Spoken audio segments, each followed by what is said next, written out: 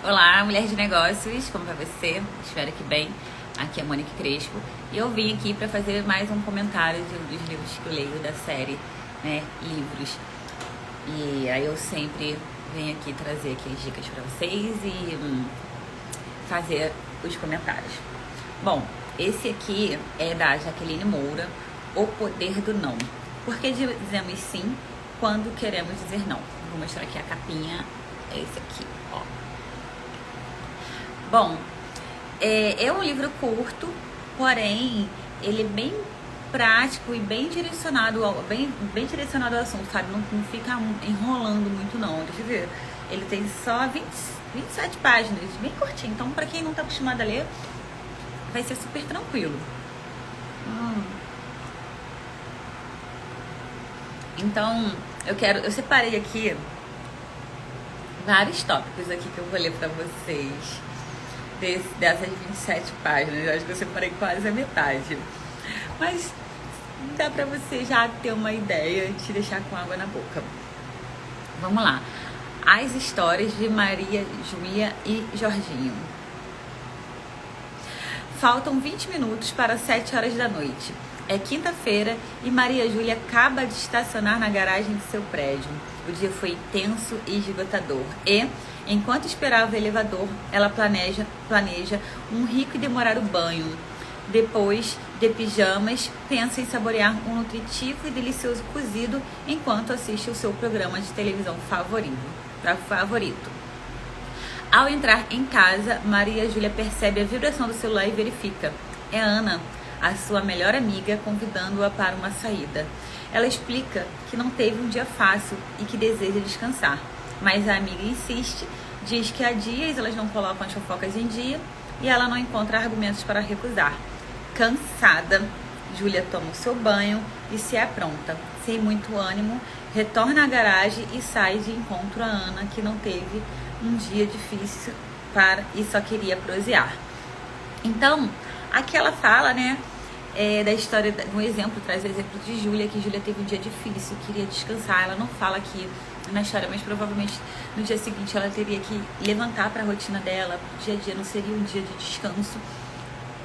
E aí, ao invés dela recarregar as energias, ela não soube dizer não para a amiga e se arrumou para sair. E tudo que ela precisava era recarregar as energias. Então, no dia seguinte, ao invés dela já estar preparada para um novo dia, ou de repente o corpo dela vai estar menos preparado, ela vai estar com um acúmulo de emoções do dia anterior que foi ruim. Então, e simplesmente pode até ser bom também, né? De repente a saída poderia ter. Quantas vezes a gente não vai para um lugar sem estar afim, chega lá, é legal. Porém, não era o que ela queria.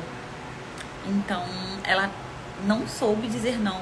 Ela não soube dar prioridade pro que ela queria. Aí agora aqui, deixa eu só tomar um bolinho do meu chocolate antes, pra gente ler aqui o segundo exemplo.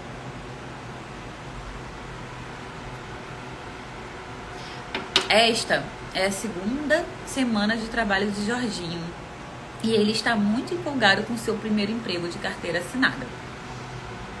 A jornada não é nada fácil, mas com a ajuda de Magrela, sua fiel e equipada bicicleta, ele consegue sair da faculdade e chegar no trabalho sem se atrasar. Hoje pela manhã, enquanto saía de casa, sua tia que mora ao lado pediu um favorzinho e, sem jeito, o menino não teve coragem de recusar. A prefeitura fica apenas a uma quadra do seu trabalho e a tia precisa de um documento que pode ser retirado no terceiro andar. Às 11 horas, o menino olha no relógio e decide não assistir à última aula a fim de fazer o favor e não se atrasar para o trabalho. Ele chega à prefeitura, recebe uma senha de espera. Depois de um tempo, descobre que há um valor a pagar para retirar o documento. E como o montante é simbólico, ele sai do edifício, vai até o banco mais próximo e faz o pagamento. No retorno, pega outra senha e agora começa a se preocupar. Faltam 20 minutos para a entrada no seu trabalho. Ainda há 2 senhas antes da dele, mas o garoto decide esperar. Ainda bem que perdi a última aula, suspira aliviado. mas logo se aflige ao perceber que 2 dos 3 atendentes acabam de colocar placas em seus postos de atendimentos que dizem que estão saindo para almoçar. Inevitavelmente, Jorginho irá se atrasar. Bom, depois de muito tempo, observei cenas como essas e ainda as observo e vejo como as pessoas têm dificuldades de priorizar e proteger seus interesses. Como é mais fácil dizer sim, que os trará de sabores e aflições, que pronunciar um não, que os livrará de inúmeras perturbações. Então, aqui nesse segundo exemplo, ele ainda é um pouco mais grave, porque é a primeira semana de trabalho, a segunda semana do trabalho dele, né? E ele perdeu a aula. Além de perder a aula, ele vai chegar atrasado para prestar um favor para a tia, que não avisou que tinha que pagar um documento, que ele tinha que pegar o documento, pagar para voltar. Ou seja, ele se prejudicou nos estudos e está se prejudicando no trabalho. Então, o que muitas das vezes, quando a gente não dá prioridade ou quando a gente não sabe falar não para as pessoas, o quanto que a gente pode se prejudicar no nosso dia a dia, em todos os sentidos da nossa vida. E aí tem aqui o capítulo 1, que é a parte B do mandamento, que eu achei muito interessante aqui, esse conteúdo que ela trouxe. Vamos ler para entender. Certa vez, Jesus Cristo foi questionado sobre qual seria o mais importante dos mandamentos dentre os 613 listados no livro sagrado judaico. Na ocasião, ele respondeu: amarás o Senhor teu Deus de todo o coração e de toda a sua alma e de todo o teu pensamento. Este é o primeiro grande mandamento. E o segundo, semelhante a este, é: amarás o teu próximo como a ti mesmo. Mateus 22, 37 a 39. Não tenho aqui a pretensão de analisar o texto bíblico em sua plenitude, mas, valendo-me de meus conhecimentos em análise sintática e morfologia, gostaria de fazer algumas considerações sobre o último verso: amarás o teu próximo como a ti mesmo. Para isso, quero que examinemos a seguinte frase: farás o bolo como Maria fez. Pausa.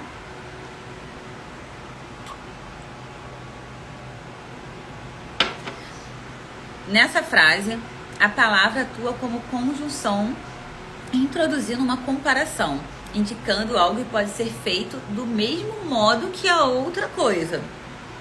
Há um referencial. Maria fez um bolo e tu farás um bolo como ela fez, com os mesmos ingredientes e a mesma receita. Na frase do texto bíblico ocorre a mesma coisa.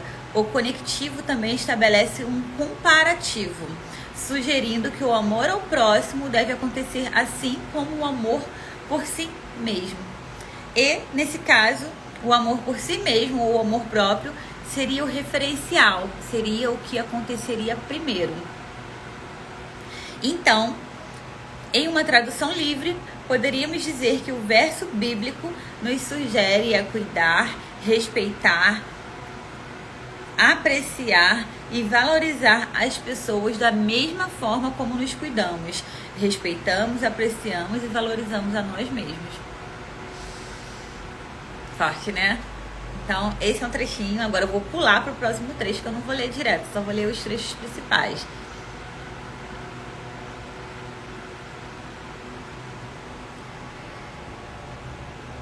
Peraí, para não ficar longo. Uma pessoa que tenha desenvolvido amor próprio sabe se respeitar, se valorizar e é totalmente comprometida com o seu bem-estar, com sua segurança e com seus afazeres. Esse é o próximo tópico. Qualquer pessoa que se ame será capaz de entender suas necessidades e limitações, assim compreender as necessidades e limitações alheias, de modo que Se eu respeito meu esgotamento físico, também saberei compreender o cansaço da minha melhor amiga, bem como a sua necessidade de descanso que me privará da sua companhia. Muitas pessoas pensam que colocar-se em primeiro lugar é um grande pecado e egoísmo. Contudo, isso não é bem assim. Cuidar de si mesmo é um ato de amor e de responsabilidade que nos ensina e inspira a entender a humanidade. Se você já viajou de avião, seguramente já ouviu o aviso que diz: em caso de despressurização, máscaras individuais de oxigênio cairão automaticamente. Puxe uma delas para liberar o fluxo. Coloque sobre o nariz e a boca. Ajuste o elástico e respire normalmente. Auxilie crianças ou pessoas com dificuldade somente após ter fixado a sua. Ou seja, primeiro a máscara de oxigênio em nós, para que a gente consiga ajudar as pessoas que estão ao nosso lado. Senão nem elas se ajudam e nem a gente vai conseguir ajudá-las porque a gente está sem respirar. Parece simples, né? Só que no dia a dia, às vezes, muitas vezes, eu tenho dificuldade de colocar em prática, mas eu tô aprendendo, tá? Então, agora vamos aqui pro capítulo 2. Dizer não pode ser um dos atos mais sublimes de amor próprio e valorização. Quando uma pessoa diz não a um amigo em função do seu bem-estar, está, sem sombra de dúvidas, demonstrando amor próprio, ainda que para muitos esteja sendo egoísta. Há muitos valores invertidos na humanidade e valorização do indivíduo e a valorização do indivíduo é um deles. Mas é melhor ser vítima da má interpretação das pessoas e de seus pré-julgamentos do que ser afetado por suas demandas e exigências. Esses são os primeiros tópicos. Não tô lendo direto nem tudo, tô lendo só por tópicos, tá? O que acontece é que muitas pessoas se acomodam diante da disposição e da boa vontade dos outros e vivem pedindo favores e coisas que elas mesmas poderiam fazer. É preciso abrir os olhos para evitar ser vítima da astúcia dessas pessoas e reconhecer aquelas que realmente necessitam de ajuda. Precisamos treinar o uso da palavra não para proteger nossa liberdade, nosso tempo, nossos interesses e privacidade. Afinal, todos somos importantes, todos temos compromisso, todos temos coisas para fazer, ainda que seja ficar em casa sem fazer nada. Qualquer que seja a sua agenda, ela deve ser respeitada, primeiramente por você e logo pelos outros. Capítulo 3. Vou ler só os top 3, porque eu separo muita coisa, tá? Eu sou demais.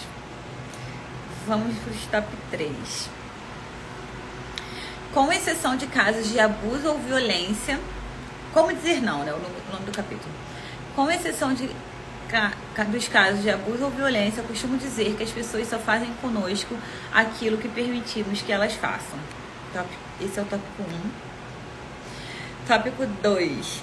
Pode parecer desconfortável a princípio, mas a tarefa ficará cada vez mais fácil à medida que você for observando os benefícios de dizer não. 3. Primeiro, você precisa ser consciente do seu valor. O seu tempo não é menos importante do que o dos outros. Nem seu dinheiro, nem sua privacidade, nem seus sonhos, nem qualquer outra coisa. Você é importante e precisa estar consciente disso. Agora, capítulo 4. O poder do não. Uma pesquisa sobre autoestima feminina realizada pela marca Dove em 2016 entrevistou 10.500 mulheres e meninas em 13 países. Dentre várias descobertas, encontraram que 71% das entrevistadas diziam se sentir pressionadas a nunca cometer erros ou demonstrar fraqueza. Peraí, para eu ver qual que eu vou ler.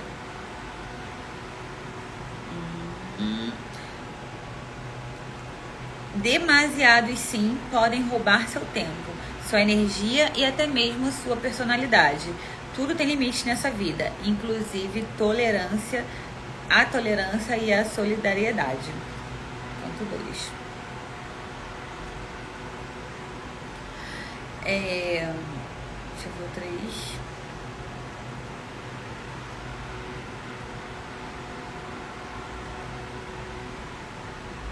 Só os fortes dizem não. A liberdade é um não que foi dito na hora certa. Del Wendel. Então, vamos ficar aqui, né? Aí chegou o final.